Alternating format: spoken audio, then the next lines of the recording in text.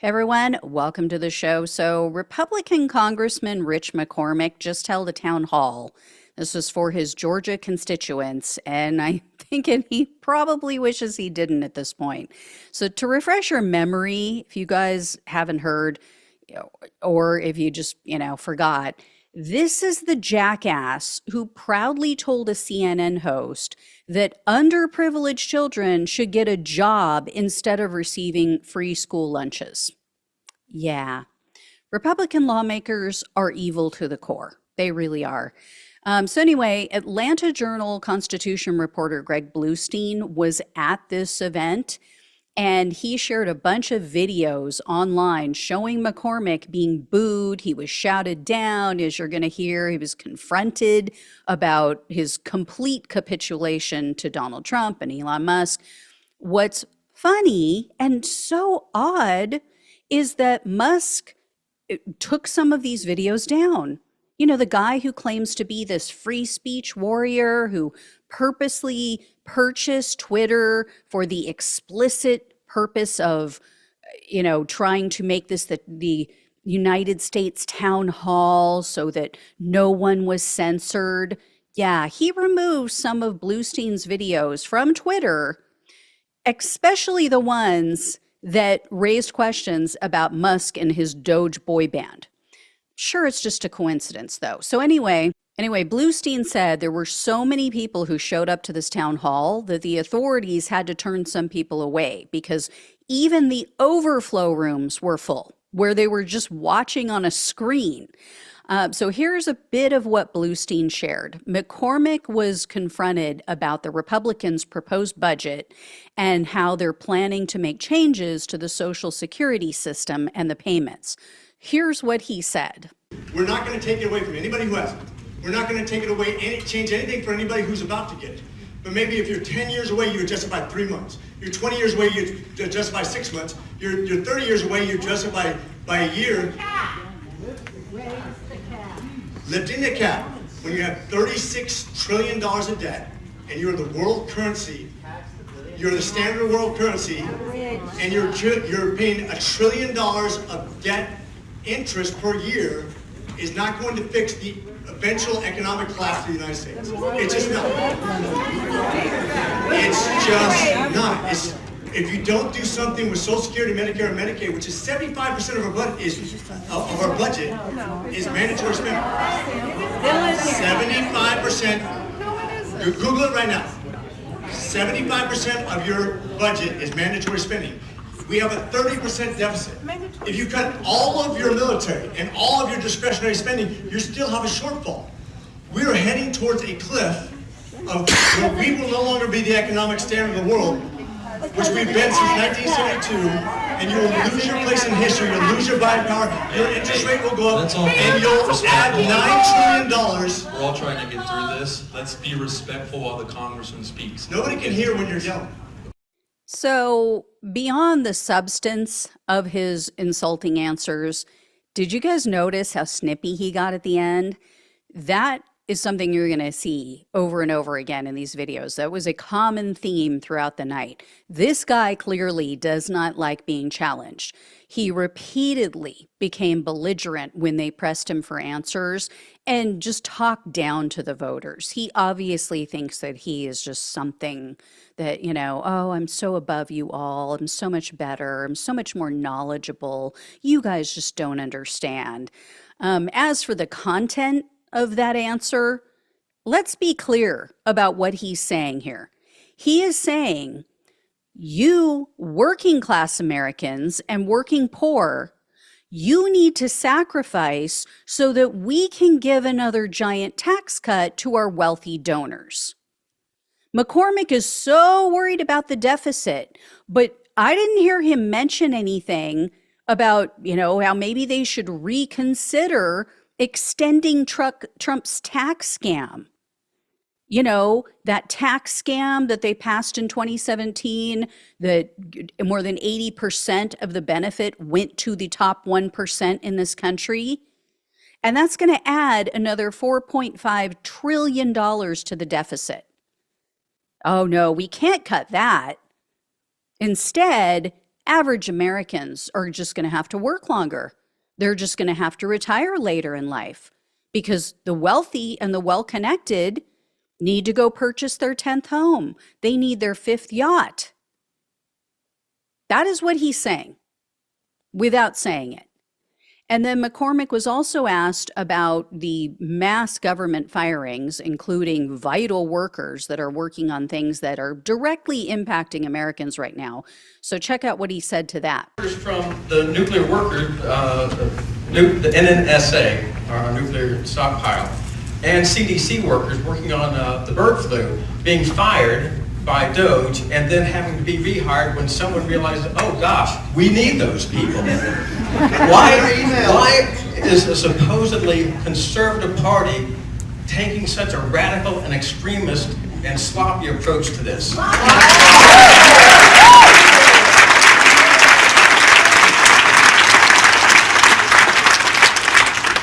So I've been down to CDC several times. Actually, Dr. Howery, one of my former attendings, works there, and I'm in close contact with the CDC. They have about, 13,000 employees? 13,000 employees at the CDC. In the last couple of years, those probationary people, which is about 10% of their employee base, which is about 1,300 people, which you're referring to, a lot of the work they do is duplicitous with AI. Once again, one of the problems we have. I happen to be a doctor, I know a few things, okay? Just give me here's what we know. If you have 13,000 employees, and I'm sure you're aware of the size of government, the second biggest leading job creators in the last 4 years has been government, next to healthcare. Healthcare first, government second. If we continue to grow the size of government and we can't afford it, it's going to have shortfalls in your Medicare, Medicaid, Social Security, and other things that we can't afford, guys. We have to make some decisions. And one of the things with the CDC, in my opinion, in my humble opinion, this is my opinion, you may disagree with it, but in my opinion, when you make those 10% cuts to the new hires, a lot of it is duplicitous jobs. And I've talked to Dr. Howell, and I've talked to the CDC director, and I'm in close contact with them, and I know how they do their research. And I know how computers work in ferreting out those information, the treatments, the recommendations, what they should and they shouldn't be done. And I believe that they could do more with less, just like the Marine Corps and everybody else does, when you have to do more with less in order to survive. Nobody can hear him when you're yelling. Please let him continue. I understand. Trying to do more with less. That's reasonable. What's not reasonable is taking this chainsaw approach, which they obviously admit when they fired these people and then decided, oh, we fired the wrong people. We got to bring them back in. Why is this being jammed down the pipe so rushed and sloppily?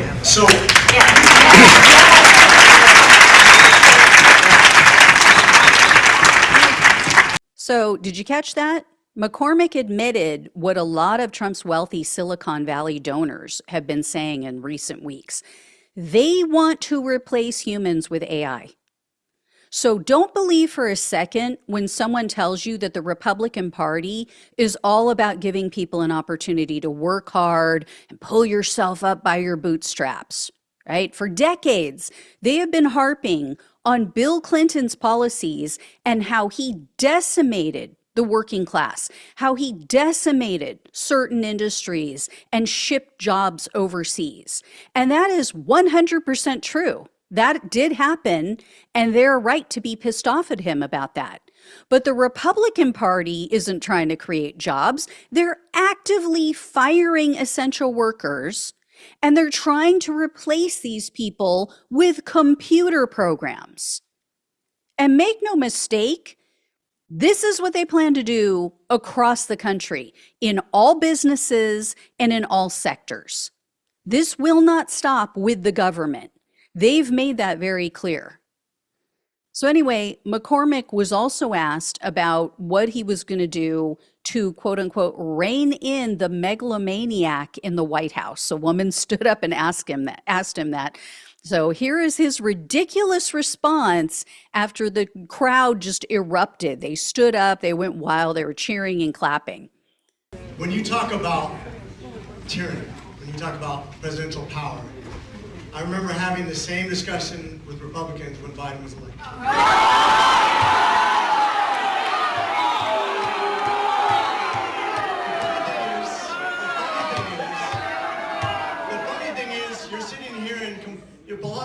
I say those January 6s who are yelling just as loud as you.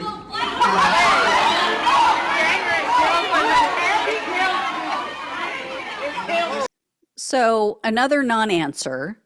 What I cut off there was he blathered on about government funding, and then towards the end of his ridiculous answer, he's reluctantly said, oh, well, I don't think that presidents should be kings. I don't think they should have unchecked power.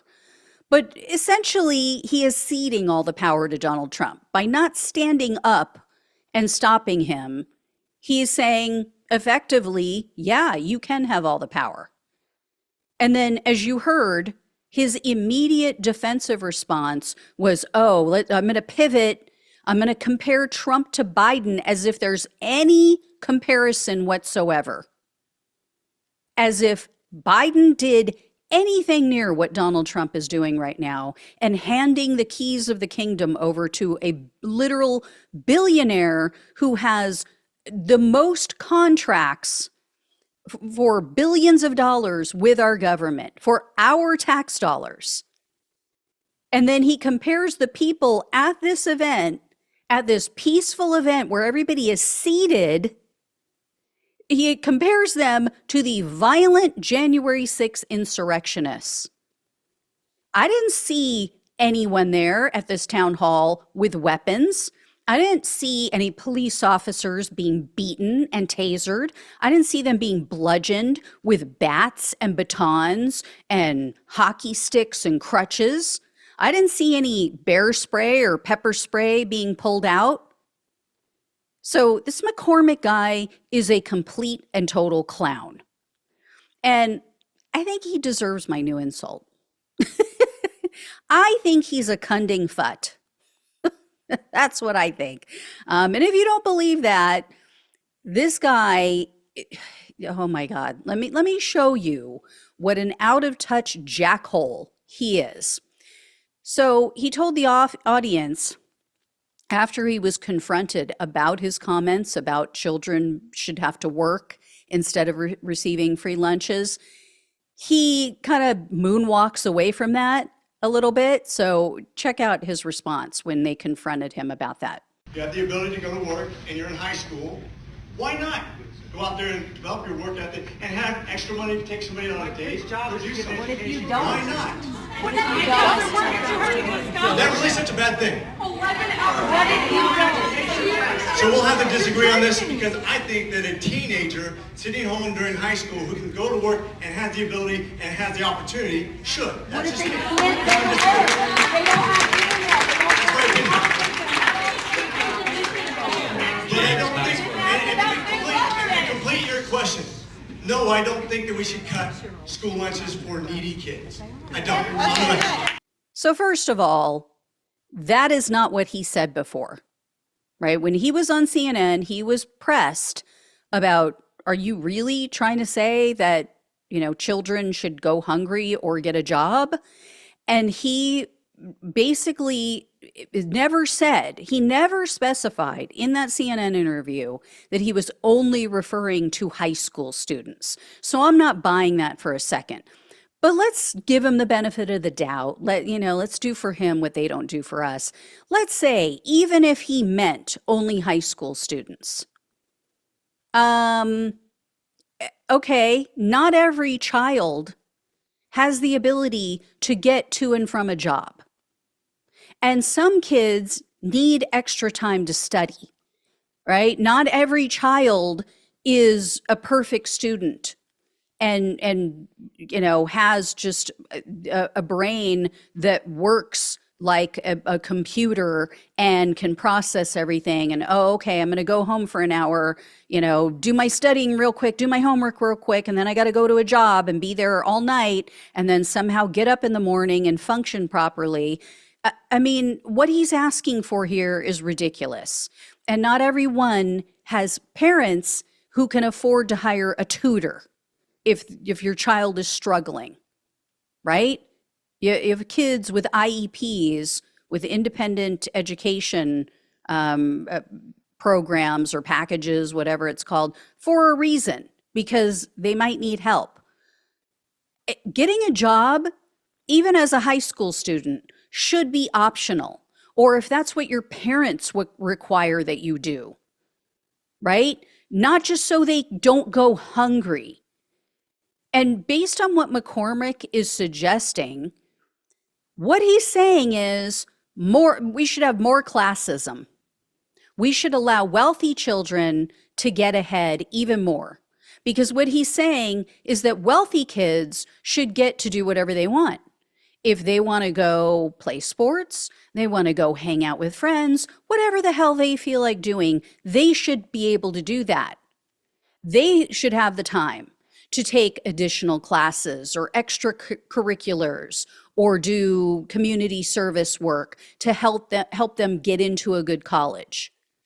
But high school students who come from families that are struggling, who can't afford their basic necessities, should either have to go hungry or go get a job on top of going to school, studying for tests, doing homework. I mean, sick.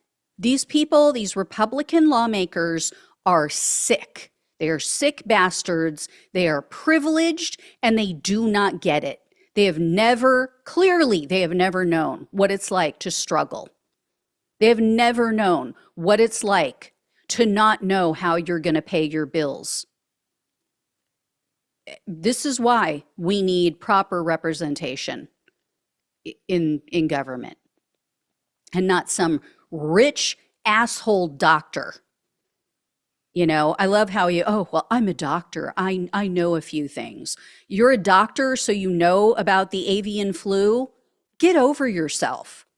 I mean, seriously, this guy is so full of himself. Sickening.